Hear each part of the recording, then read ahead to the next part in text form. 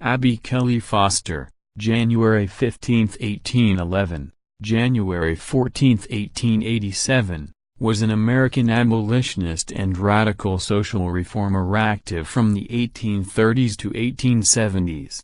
She became a fundraiser, lecturer and committee organizer for the influential American Anti-Slavery Society, where she worked closely with William Lloyd Garrison and other radicals.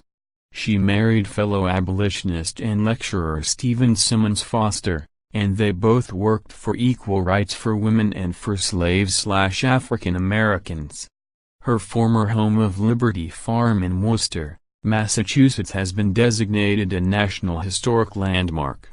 Early life: on January 15, 1811, Abigail (Abby) Kelley was born the seventh daughter of Wing and Lydia Kelley, farmers in Pelham, Massachusetts. Kelley grew up helping with the family farms in Worcester, where she received a loving, yet strict Quaker upbringing. Kelley and her family were members of the Quaker meeting in nearby Uxbridge, Massachusetts. She began her education in a single-room schoolhouse in the Tatnock section of Worcester. Foster's daughter later wrote that Abby attended the best private school for girls in Worcester. In 1826, as Worcester had no high school for girls and her parents could not afford a private seminary, Kelley continued her education at the New England Friends boarding school in Providence, Rhode Island. After her first year of school, Kelley taught for 2 years to make enough money to further her education. In 1829, she attended her final year of schooling, having received the highest form of education any New England woman of her relatively moderate economic standing could hope to obtain. Abby returned to her parents' home to teach in local schools and, in 1835, helped her parents move to their new home in Millbury. Then in 1836, she moved to Lynn, Massachusetts, where she taught at a local school. There she met fellow Quakers who preached the ideas of dietary restriction, temperance, pacifism, and anti-slavery.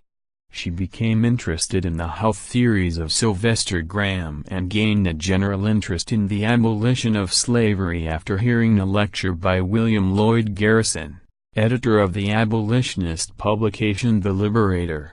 Kelley joined the Female Anti-Slavery Society of Lynn and was soon elected to a committee charged with collecting signatures for petitions to the federal government to end slavery in the District of Columbia. Kelley passionately carried out her assignment, and in 1837 collected the signatures of nearly half the women of Lynn. Radicalization: Kelley's views became progressively more radical as she worked with abolitionists such as Angelina Grimke. She became an ultra, advocating not only the abolition of slavery, but also full civil equality for blacks. In addition, Garrison's influence led her to adopt the position of non-resistance, which went beyond opposing war to opposing all forms of government coercion. Radical abolitionists led by Garrison refused to serve on juries, join the military, or vote. The Garrisonian call for the end of slavery and the extension of civil rights to African Americans caused controversy. Kelley's advocacy of the radical abolitionist movement prompted some opponents to call her a Jezebel, as what she proposed threatened their sense of social structure. On the other hand, many fellow abolitionists praised her public speaking skills and her dedication to the cause. Kelley's influence was shown by activist women being called Abby Kelleyites. Radical abolitionism became known as Abby Kelleyism. Anti-slavery activity: following the financial panic of 1837, Kelley took charge of fundraising for the Lynn Female Society.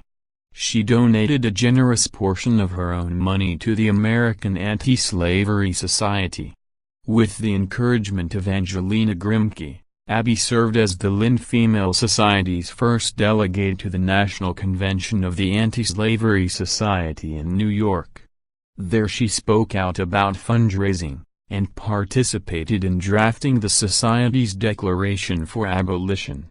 After the convention, Kelley became even more engaged in the Anti-Slavery Society, for which she distributed petitions, raised funds, and participated in conferences to raise public awareness. In 1838, Kelley gave her first public speech to a promiscuous, mixed-gender audience at the Women's Anti-Slavery Convention in Philadelphia. At this time women generally did not address such audiences in public forums. Despite vociferous protesters, Kelley eloquently proclaimed the doctrine of abolitionism. In the following months, she further established herself as a public figure by speaking to more mixed-gender crowds, such as that at the New England Anti-Slavery Convention. She also worked on a committee composed of both genders. Later in 1838, she moved to Connecticut to spread the anti-slavery message. By 1839, Kelley was fully involved in the Anti-Slavery Society, while still acknowledging Quaker tradition by refusing payment for her efforts. In 1841, however, she resigned from the Quakers over disputes about not allowing anti-slavery speakers in meeting houses, including the Uxbridge monthly meeting where she had attended with her family, and the group disowned her. In the following years, Kelley contributed to the Anti-Slavery Society as a lecturer and fundraiser. Although she encountered constant objections to her public activism as a woman working closely with and presenting public lectures to men, Kelley continued her work. She often shared her platform with ex-slaves despite disapproval by some in the audience. "I rejoice to be identified with the despised people of color. If they are to be despised, so ought their advocates to be." In October 1849, Kelley wrote to her friend, Milo Townsend, and told of the work she was doing for the Anti-Slavery Society. "We know our cause is steadily onward." Some male members of the society objected to the ideas propounded by Garrison, Kelley, and other radicals. As a result, when Kelley was elected to the National Business Committee of the Anti-Slavery Society, conservative members left in protest. The two groups of abolitionists officially severed.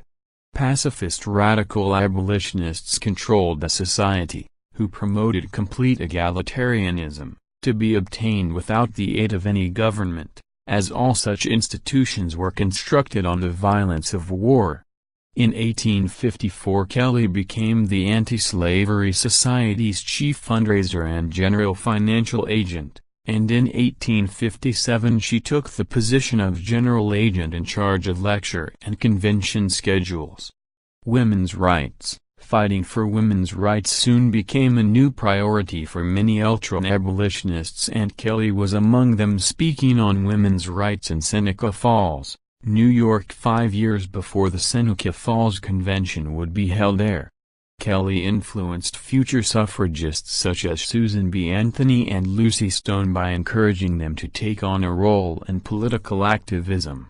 She helped organize and was a key speaker at the first National Women's Rights Convention in Worcester, Massachusetts in 1850. The Seneca Falls Convention, the first women's rights convention, held in 1848, was not national. After the American Civil War, Kelley supported passage of the 15th Amendment to the Constitution. Some female activists resisted any amendment that did not include women's suffrage. Kelley split with Susan B. Anthony and Elizabeth Cady Stanton due to their strong opposition to the amendment. After the amendment passed and Garrison dissolved the Anti-Slavery Society, Kelley continued to work for equal rights for both African Americans and women. In 1872, Kelley and her husband Stephen Simmons Foster refused to pay taxes on their jointly owned property. They argued that as Kelley could not vote, she was a victim of taxation without representation. Although their farm was consequently seized and sold and repurchased for them by friends, Kelley continued her activism in the face of financial difficulties and poor health. She wrote letters to fellow radicals and other political figures until her death in 1887. Marriage and family. After a 4-year courtship, Kelley married fellow abolitionist Stephen Simmons Foster in 1845. In 1847, she and her husband purchased a farm in the Tatanook region of Worcester, Massachusetts and christened it Liberty Farm. She gave birth to their only daughter in 1847.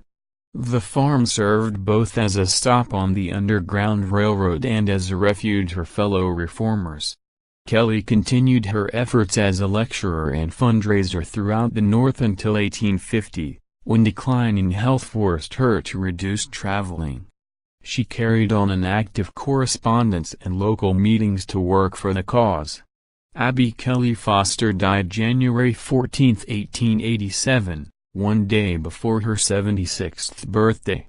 Legacy and honors. Liberty Farm in Worcester, Massachusetts, the home of Abby Kelley and Stephen Simmons Foster, was designated a National Historic Landmark because of its association with their lives of working for abolitionism. It is privately owned and not open for visits. Abby's House, a shelter for women that opened in Worcester in 1976, is named in her honor. In 2011, she was inducted into the National Women's Hall of Fame.